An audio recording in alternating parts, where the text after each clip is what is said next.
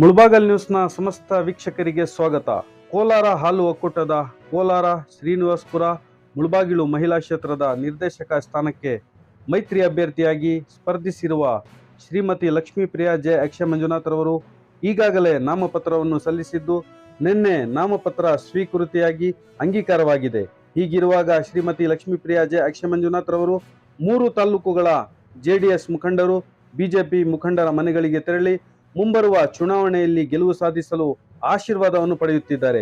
ವಿಶೇಷವಾಗಿ ಮುಳಬಾಗಿಲು ತಾಲೂಕಿನ ಶಾಸಕರಾದ ಸಮೃದ್ಧಿ ಮಂಜುನಾಥ್, ಸಂಸದರಾದ ಮಲ್ಲೇಶ್ ಬಾಬು, ಕೋಲಾರ ಮಾಜಿ ಸಂಸದರಾದ ಎಸ್ ಮುನಿಸ್ವಾಮಿ, ಶ್ರೀನಿವಾಸಪುರ ಶಾಸಕರಾದ ವೆಂಕಟಶಿವರೆಡ್ಡಿ, ಹಿರಿಯ ಜೆಡಿಎಸ್ ಮುಖಂಡರಾದ KV Shankarappa, G Anand Reddy, Kolar JDS ಮುಖಂಡರಾದ CMR Srinath, Varthur Prakash, Kadenahalli Nagaraj, BV Shamegowda, JDS ಮತ್ತು ಬಿಜೆಪಿಯ ಎಲ್ಲಾ ಮುಖಂಡರ ಸಹಕಾರವನ್ನು ಕೋರುತ್ತಿದ್ದು ಮಹಿಳಾ ನಿರ್ದೇಶಕಿಯಾಗಿ ಗೆಲುವು ಸಾಧಿಸಬೇಕು ಎಂಬ ಉತ್ಸಾಹದಲ್ಲಿದ್ದಾರೆ ಎಂದು ಹೇಳಬಹುದು.